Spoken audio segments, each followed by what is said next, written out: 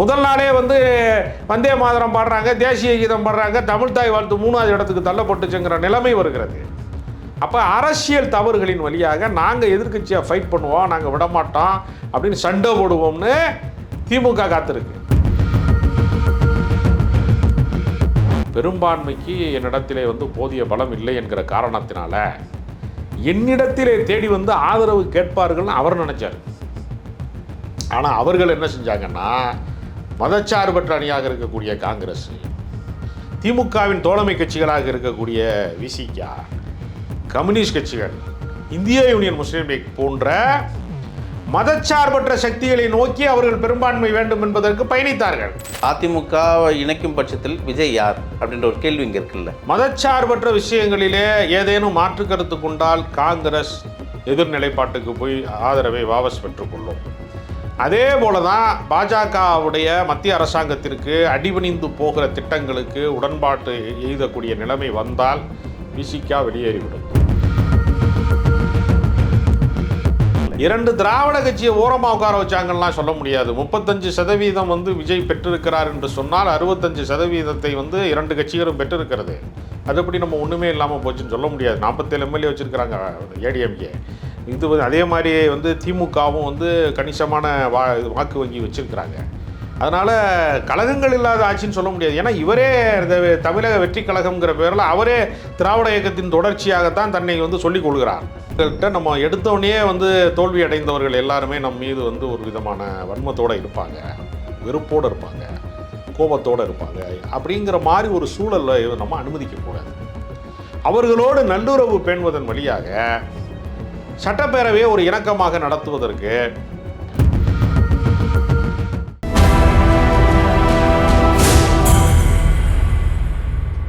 நேயர்களுக்கு வணக்கம். இன்றைய நேர்காணலில் நம்மோடு இணைந்திருக்கிறார் மூத்த ஊடகர் திரு ராஜகம்பீரன் அவர்கள். வணக்கம் சார். வணக்கம். அதிமுக ஏற்கனவே நம்ம பேசினது தான், தேர்தலுக்கு முன்னாடி அதிமுக காணாமல் போகும். அது விஜய் அலையிலையா அல்லது பாஜகவோட ஈடுபாடா எதுவும் தெரியல. இன்றைக்கு பாஜக 2 நிலையாக பிரிஞ்சு நிற்குது. சிவி சண்முகம் தலைமையிலும் ஒன்றொன்று எடப்பாடி அவர்கள் தலைமையிலும்.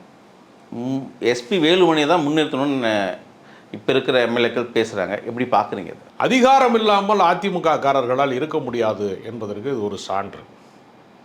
அவர்கள் அதிகாரத்தை இழந்து ஒரு 5 ஆண்டு காலம்தான் ஆகிறது. எடப்பாடி பழனிசாமி வந்து முதலமைச்சர் பதவியிலிருந்து இறங்கி ஒரு 5 ஆண்டு காலம்தான் ஸ்டாலின் ஆட்சி செய்திருக்கிறார். மிக நீண்ட கால பயணத்திலே வந்து அவர்கள் இழந்து விட்டோம், கட்சி நடத்த முடியவில்லை என்கிற ஆதங்கத்திற்குள் வருகிறார்கள் என்று சொன்னால் கூட அதில் ஒரு லாஜிக் இருக்குது, ஒரு நியாயம் இருக்குது என்று நாம் புரிந்து கொள்ளலாம். ஆனால் இவர்களை பொறுத்தவரையில் முதன்மை சக்தியாக நம்மால் வர முடியவில்லை என்றாலும் கூட பரவாயில்லை, 2வது சக்தியாகவாவது நாம் இருந்திருக்க வேண்டும் என்று நினைத்தவர்கள் 3வது சக்தியாக தள்ளப்பட்டு விட்டார்கள் என்கிற நிலை வருகிற போது நாம் எதிர்க்கட்சி வரிசையிலும் இல்லை, ஆளுங்கட்சி வரிசையிலும் இல்லை, 2ம் கெட்ட வரிசையிலே எப்படி இருப்பது? எனவே இந்த சந்தர்ப்பத்தை பயன்படுத்தி கொண்டு அமைச்சரவையிலே பங்கேற்க வேண்டும் என்கிற முடிவை நோக்கி அவர்கள் நகர்கிறார்கள். ஏன் அந்த முடிவை நோக்கி நகர்கிறார்கள் என்றால், காத்திருந்தால் ஒரு நாள் ஆட்சிக்கு வருவோம், மீண்டும் ஒரு முறை நாம் ஆட்சிக்கு வருவோம்னு திமுக காரன் நம்புகிறான். விஜய் எப்படியும் அரசியல் தவறுகள் செய்வார், பாஜகவுடைய மத்திய அரசாங்கம் அவருக்கு அழுத்தம் தரும், அந்த அழுத்தத்தை அவரால் தாக்கு பிடிக்க முடியாது, நிர்வாகத்திலே சீர்குலைவு வரும், அவரால் எதிர்கொள்ள முடியாத பிரச்சனைகள் வரும், அவர் கொடுத்த வாக்குறுதியை கூட அவரால் நிறைவேற்ற முடியாது, அவர் என்னத்தை தான் கஜானா காலி கல்லாப்பட்டி காலின்னு சொல்லிட்டு ரொம்பலாம் மக்களை ஏமாற்ற முடியாது. இன்றைக்கே நீங்கள் பார்த்தீங்கன்னா ஒரு ஜோசியக்காரனை கூட்டிகிட்டு வந்து அவருக்கான சிறப்பு அதிகாரியாக வந்து நியமிச்சிருக்கிறாரு. ஓன் காசில் நீ ஜோசியம் பாரியா, அரசாங்க காசில் எதுக்கு நீ ஜோசியம் பார்க்குற? உனக்கு அவரை பிடிக்கும்னா நீ பர்சனலாக பணத்தை கொடுத்து ஜோசியம் பார்த்து எத்தனாவது கரகம் எத்தனை போடிக்கிட்டு இருக்குன்னு நீ கேட்டால் பெரியார் எனக்கு கொள்கை வழிகாட்டிங்கிற கிழிச்ச கிளி வந்து அப்படி இருக்கு அப்படிங்கிற அந்த தனிப்பட்ட அப்படி எத்தனை விமர்சனங்கள் வரும். முதல் நாளே வந்து வந்தே மாதரம் பாடுறாங்க, தேசிய கீதம் பாடுறாங்க, தமிழ் தாய் வாழ்த்து 3வது இடத்துக்கு தள்ளப்பட்டுச்சுங்கிற நிலைமை வருகிறது. அப்போ அரசியல் தவறுகளின் வழியாக நாங்கள் எதிர்க்கட்சியாக ஃபைட் பண்ணுவோம், நாங்கள் விடமாட்டோம் அப்படின்னு சண்டை போடுவோம்னு திமுக காத்திருக்கு. இவங்களால் காத்திருக்க முடியவில்லை. ஏனென்றால் அவர்களுக்கு பெரிய கொள்கையோ கோட்பாடோ தொலைநோக்கு திட்டமோ, இப்போ ஒவ்வொருத்தருக்கும் ஒரு தொலைநோக்கு திட்டம் இருக்கிறது. கம்யூனிஸ்ட் கட்சியில் இருக்கக்கூடியவர்கள் வந்து நாளைக்கே ஆட்சியை பிடிச்சிருவோம், அதிகாரத்தை பிடிச்சிருவோம் அப்படின்னு யாரும் நம்பி காத்திருக்க மாட்டாங்க. அவங்களுக்கு வந்து என்னென்னா, சமூகத்திலே சமத்துவம் வரணும், ஏழை பணக்காரன் வித்தியாசம் ஒழியணும், வர்க்க வேறுபாடு ஒழியணும், தொழிலாளர்களுக்கான உரிமை நிலைநாட்டப்படணும் அப்படின்னு தான் அவங்க கட்சி நடத்துகிறாங்க. எம்எல்ஏ ஆயிரணும், எம்பி ஆயிரணும், கொள்ளையடிச்சு கோடி கோடியாக வந்து சம்பாரித்து வந்து வீடு கட்டணும், காரு வாங்கணும், பங்களா வாங்கணும், தனி விமானத்தில் பறக்கணும் அப்படின்னு அவங்க நினைக்க மாட்டாங்க. தொலைநோக்கு திட்டம் இருக்கிற அரசியல்வாதிகள் என்று ஒரு வகை இருக்கிறது. ஈஸியாக இருக்குன்னா அவர்களுக்கு சாதி ஒழிப்பு, சனாதனத்தை வந்து இல்லாமல் செய்வது, சமத்துவத்தை நிலைநாட்டுவது அப்படின்னு ஒரு கோரிக்கை இருக்கிறது. அதனால் நீண்ட தூர பயணம் இருக்கக்கூடிய அரசியல் கட்சி வரிசையில் அதிமுகவுக்கு சித்தாந்தம் இல்லை, கொள்கை இல்லை, கோட்பாடு இல்லை, தொலைநோக்கு திட்டம் இல்லை, எதுவுமே இல்லை. இருக்கிற எம்எல்ஏக்களில் 47 எம்எல்ஏ வச்சுக்கிட்டு நம்ம சட்டப்பேரவையை வேடிக்கை பார்க்குறதா, விஜயை வேடிக்கை பார்க்குறதா, இல்லை உதயநிதியை வேடிக்கை பார்க்குறதா, யாரை வேடிக்கை பார்க்குறதுன்னு அவங்களுக்கு ஒரு குழப்பம் இருக்குது. இப்போ அடுத்த முறை இந்த 47 வருமானு தெரியாது. நாம் ஏன் அமைச்சரவையிலே பங்கேற்கக்கூடாதுன்னு இவங்க நினைக்கிறாங்க. இப்போ இவர்களை அதிமுக அதிகாரத்திலே பங்கேற்பதற்கு எடப்பாடி தடையாக இருக்கிறாரா அப்படின்னு பார்த்தா அவர்லாம் எடப்பாடி தடையாலாம் இல்லை. அவர் என்ன நினச்சார், பெரும்பான்மைக்கு என்னிடத்திலே வந்து போதிய பலம் இல்லை என்கிற காரணத்தினால என்னிடத்திலே தேடி வந்து ஆதரவு கேட்பார்கள்னு அவர் நினச்சார். ஆனால் அவர்கள் என்ன செஞ்சாங்கன்னா, மதச்சார்பற்ற அணியாக இருக்கக்கூடிய காங்கிரஸ், திமுகவின் தோழமை கட்சிகளாக இருக்கக்கூடிய விசிகா, கம்யூனிஸ்ட் கட்சிகள், இந்திய யூனியன் முஸ்லீம் லீக் போன்ற மதச்சார்பற்ற சக்திகளை நோக்கி அவர்கள் பெரும்பான்மை வேண்டும் என்பதற்கு பயணித்தார்கள். ஏன் வந்து 47 எம்எல்ஏ வச்சிருக்கிறவனை விட்டுவிட்டு எதற்காக குறைந்த எண்ணிக்கை கொண்டிருக்கிறவர்கள் 2 சீட்டாக வச்சுருக்கிறவங்க 10 சீட்டுக்கு கீழே வச்சுருக்கிறவங்ககிட்ட பூராமே எதற்கு இந்த பயணத்தை செய்ய வேண்டும் அப்படிங்கிற கேள்வி வருகிற போது அவர்களை பொறுத்தவரையில் நன்மதிப்பு தேவைப்படுகிறது. விஜயை பொறுத்தவரையில் அவர் சினிமா நடிகர், குறுகிய காலத்தில் அதிகாரத்திற்கு வந்துட்டார், அப்போ வந்து ரீல்ஸ் போட்டாங்க இன்ஸ்டாகிராமில், பாப்புலாரிட்டியில் வந்து சோசியல் மீடியா பாப்புலாரிட்டியில் வந்து உள்ளே வந்துட்டாங்க என்றெல்லாம் விமர்சனம் வருகிற போது நாங்கள் சமூக பொறுப்பு மிக்கவர்கள், நாங்கள் மதச்சார்பற்ற கொள்கை உடையவர்கள், நாங்கள் வந்து சமூகத்தினுடைய நன்மதிப்புக்கு உரியவர்கள் என்கிற முத்திரையை பெறுவதற்குத்தான் இந்த மதச்சார்பற்ற முற்போக்கு சக்திகளிடத்திலே அவர்கள் ஆதரவை நாடுகிறார்கள். அதிமுகவை நாடவில்லை. அதிமுகவை நாடவில்லை என்றாலும் கூட அதிமுக உடைந்து கொண்டுன்னு கூட சொல்ல முடியாது, உடைத்து கொண்டு கொஞ்சம் பேர் வெளியே வர்றாங்க. இதுக்கு மேலே இந்த முட்டைக்குள்ளே குஞ்சு இருக்க முடியாது. இந்த முட்டையை உடைச்சா தான் பறவை வந்து பறவையாக மாற முடியும், பறக்க முடியும் அப்படிங்கிற நிலைமை அவர்களுக்கு வந்திருக்கு. இல்லை, இந்த உடைப்புக்கு காரணம் அதிமுக பிளவுபடுறதுக்கு காரணம் யார்? இங்கே சூழ்ச்சியாளர் யார்? பாஜகவா அல்லது விஜயா? ஏன்னா விஜய் இப்போ எந்த இடத்துல அவர் பார்க்கப்படுது, மக்கள் யாராக பார்க்கப்பட போகிறாங்க? ஒருவேளை அதிமுக இணைக்கும் பட்சத்தில் விஜய் யார் அப்படின்ற ஒரு கேள்வி இங்கே இருக்குல்ல. கார்ப்பரேட் நிறுவனங்களுக்கு ஆதரவான நிலைப்பாட்டை எடுத்தால் கம்யூனிஸ்ட் கட்சி ஆதரவை விலக்கிக் கொள்ளும். மதச்சார்பற்ற விஷயங்களிலே ஏதேனும் மாற்று கருத்து கொண்டால் காங்கிரஸ் எதிர்நிலைப்பாட்டுக்கு போய் ஆதரவை வாபஸ் பெற்றுக்கொள்ளும்.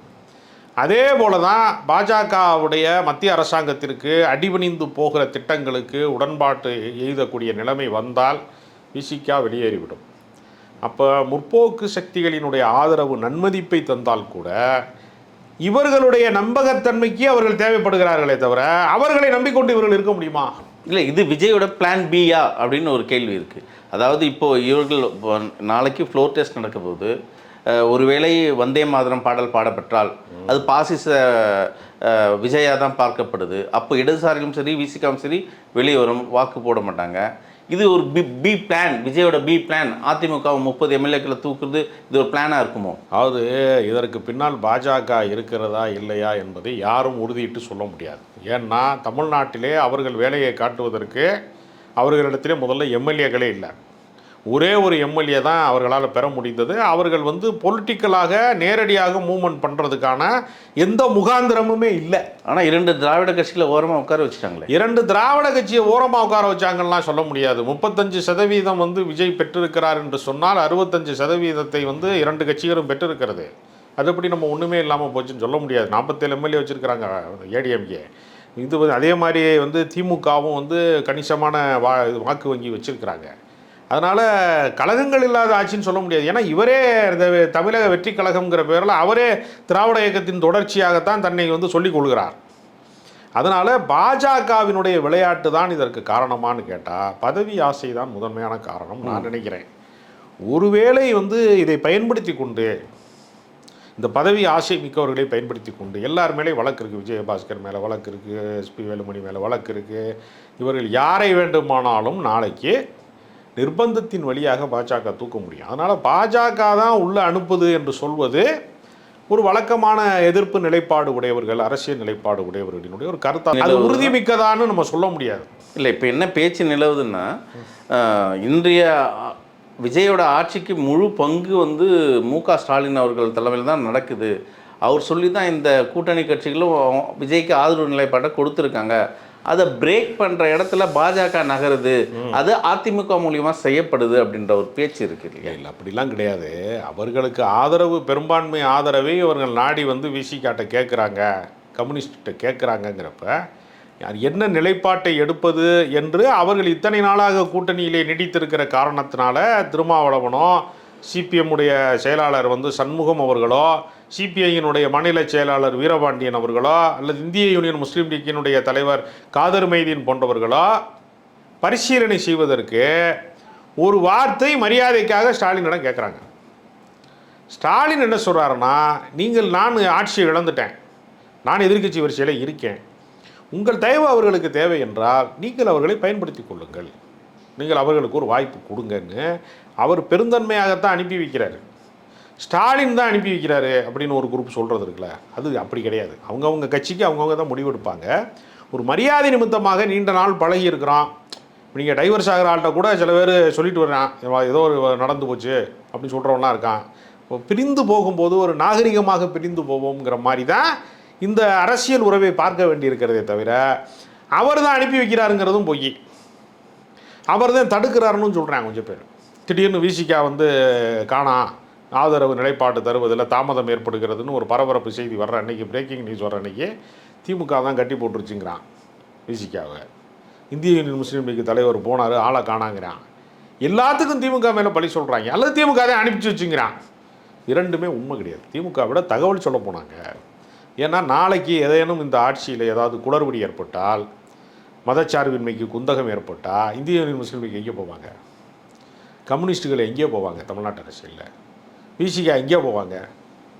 அந்த அடிப்படையில் அவர்கள் வந்து ஒரு மாற்றுப்பாதை இல்லாமல் போய்விடக்கூடாது, ஒற்றை வழிப்பாதை அரசியல் போய்விடக்கூடாது என்கிற அடிப்படையில் மரியாதை நிமித்தமாக தான் சொல்லிட்டு வர்றாங்க. பாஜக இப்போதைக்கு தலையிடலை. என்னுடைய கருத்து என்னென்னா, பாஜக எதிர்காலத்திலே தலையிடக்கூடும் என்று வேண்டால் நீங்கள் சொல்லுங்கள். இந்த நிமிடம் வந்து பாஜக தலையிடலை.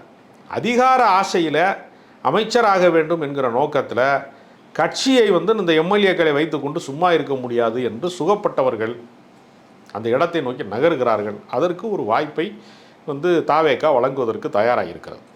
இப்போ அடுத்த நகர்வு சி.வி. சண்முகம் அவர்கள் விஜயை பார்க்க போயிருக்காங்க. அது என்ன முடிவெடுக்கப்படும்? விஜய் அதை ஏற்றுப்பாரா? இவங்களோட அந்த 30 பேர் பொறுத்தவரையில் 5 ஆண்டு காலம் இந்த ஆட்சி தொடர வேண்டும் என்று சொன்னால் பெரும்பான்மை ஆதரவு இருப்பது தான் நல்லது.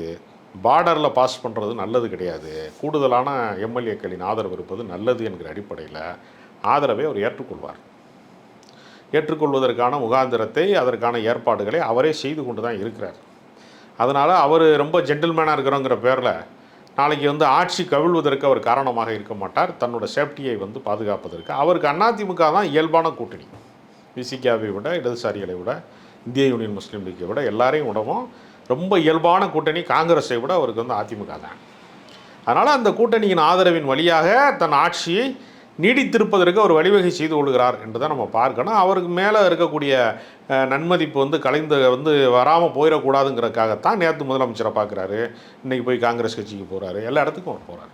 இல்லை, இவரோட அந்த ஒன் டே விசிட் இருக்கு இல்லையா, எல்லா தலைவரும் பார்த்தது, அது என்ன ஏதாவது உள்குத்து அரசியல் இருக்கா அதில்? இல்லை, அவர் என்ன நினைக்கிறாருன்னா, முதல் கட்டமாக ஆட்சிக்கு வந்திருக்கிறோம், எப்படியும் தடுமாற்றம் இருக்கும். இவர்கள் வந்து இவர்கள்ட்ட நம்ம எடுத்தோடனே வந்து தோல்வி அடைந்தவர்கள் எல்லாருமே நம் மீது வந்து ஒரு விதமான வன்மத்தோடு இருப்பாங்க, வெறுப்போடு இருப்பாங்க, கோபத்தோடு இருப்பாங்க. அப்படிங்கிற மாதிரி ஒரு சூழலில் நம்ம அனுமதிக்கக்கூடாது. அவர்களோடு நல்லுறவு பேணுவதன் வழியாக சட்டப்பேரவையை ஒரு இணக்கமாக நடத்துவதற்கு ஒரு வாய்ப்பை ஏற்படுத்தி கொடுக்குறாருன்னு நான் நினைக்கிறேன். அதனால் அவருடைய நோக்கம் வந்து என்னென்னா, முதல் கட்டமாக அதிகார பதவியை அடைகிற போது ஏற்படக்கூடிய தடுமாற்றத்திற்கு தாங்கி பிடிப்பதற்கு எல்லாரினுடைய அவசியமும் அவருக்கு தேவைப்படுகிறது. அதை சரி கட்டுவதற்காக போகிறாருன்னு தான் நான் பார்க்குறேனே தவிர, இமேஜ் பில்டப் மட்டுமே கிடையாது, கொஞ்சம் எதிர்பார்ப்பு இருக்குது. கொஞ்சம் விட்டு பிடிங்க, என்னை வந்து எடுத்த எடுப்புலேயே அடிச்சிடாதீங்க, எடுத்த எடுப்புலேயே விமர்சனம் செய்யாதீங்க, இப்போ தான் ஆட்சிக்கு வந்திருக்கேன், நான் கற்றுக்கொள்கிற வரைக்கும் காத்திருங்க எதிர்க்கட்சிகள் அப்படிங்கிறதுக்கான ஒரு செய்தியாக பார்க்குறேன் நான். இல்லை, விஜய் யாராக அரசியல் பண்ண போகிறாரு இங்கே தமிழ்நாட்டில்?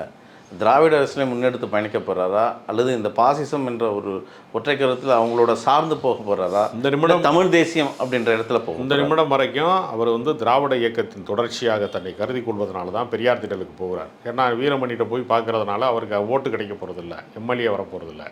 அங்கேயே போகிறாருன்னா அந்த கருத்தியலையெல்லாம் நான் வந்து ஏற்றுக்கொள்வேன், உங்களுக்கு உறுதுணையாக இருப்பேன் அப்படின்னு சொல்கிறதுக்கு தான் இங்கே போகிறாரு. போயிட்டு மறுநாளே ஜோசியருக்கு பதவியும் கொடுத்துக்கிறாரு. எல்லா பக்கமுமே வந்து அவர் பேலன்ஸ் பண்ணுறதுக்கு தான் ட்ரை பண்ணுறாரு. அதனால் இந்த நிமிடம் நம்ம பேசி கொண்டிருக்கிற இந்த நேரம் வரைக்கும் அவர் மதச்சார்பற்ற முற்போக்கு சக்திகளின் உதவியை நாடுறாரு. அதிமுக என்பது பிஜேபி கூட்டணிக்குள்ளே இருந்திருக்கே தவிர அது பிஜேபி கிடையாது, அது ஒன்றும் மதச்சார்புடைய கட்சி கிடையாது. அதனால் அவர்களுடைய ஆதரவை பெறுவது என்பது அவருடைய பாதுகாப்புக்கு, அவருடைய பெரும்பான்மையை வந்து நிரூபிப்பதற்கு ஒரு சேஃப்டி சைடுக்கு அவர் ரெடி பண்ணுறாரு.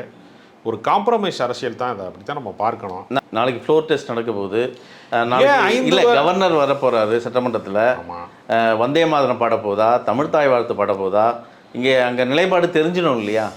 ஏற்கனவே கடந்த முறை அவருக்கு ஒரு வார்னிங் கொடுத்துருக்காங்க கூட்டணி, அவர் சொல்கிற அந்த கல்லாப்பெட்டி கூட்டணி.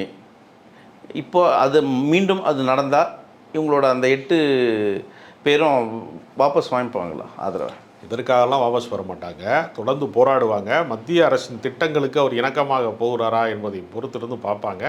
எடுத்த எடுப்பிலேயே வாபஸ் பெறுவார்களா அப்படிங்கிற மாதிரிலாம் கேட்கவே கூடாது, அது சரியான கருத்து. நாளைக்கு வந்தே மாதரம் பாடல் பாடப்பட்டால் பண்ணால் வெளிநடப்பு செய்வாங்க, எதிர்ப்பு தெரிவிப்பாங்க. அதுக்காகலாம் வந்து வாபஸ் வர மாட்டாங்க. தொடர்ந்து அவர் யாராக அவர் தன்னை தக்க வைத்துக் கொள்வதற்கு அவர் போராடுறாரு. அவருடைய தனித்தன்மையை அவர் காப்பாற்றினால் அவருடைய ஆட்சிங்கிற வண்டி ஓடும். இல்லைன்னா வழியில் வந்து வண்டி பஞ்சர் ஆயிரும். அவர் வண்டி வந்து கெட்டிக்காரன் வண்டி பொட்டல்லையே சாயும்னு பழமொழி இருக்குது. சமதளத்தில் எந்த வண்டியும் சாயாது. தன்னை ரொம்ப அதீதமானவனாக கருதி கொள்கிறவர்களுக்கு சமதளத்திலே வண்டி சாய்ஞ்சு விடும்பாங்க. அது மாதிரி அவருடைய ஆட்சி நிர்வாகம், அவருடைய கொள்கை, அவருடைய தனித்துவத்தை அவர் பாதுகாத்தால் அந்த ஆட்சி நீடிக்கும். அதில் வந்து அவர் முன்னுக்கு பின் முரணாக நடந்து கொண்டார் என்று சொன்னால் அது கடும் விமர்சனத்துக்குரியதாகும். அவர் மீது இருக்கக்கூடிய அபிமானம் என்பது சீர்குலையும். அவருடைய நடவடிக்கைக்கு தக்கன தான் அதை விமர்சனமாக மாற்ற முடியும். இப்போது இந்த நிமிடம் நான் பேசி கொண்டிருக்கிற இந்த வினாடி வரைக்கும் விஜய் சரியான பாதையில் தான் பயணிக்கிறார். அது எதிர்காலத்தில் என்னவாக இருக்கிறாரோ அதை பொறுத்து நம்ம விமர்சிப்போம்.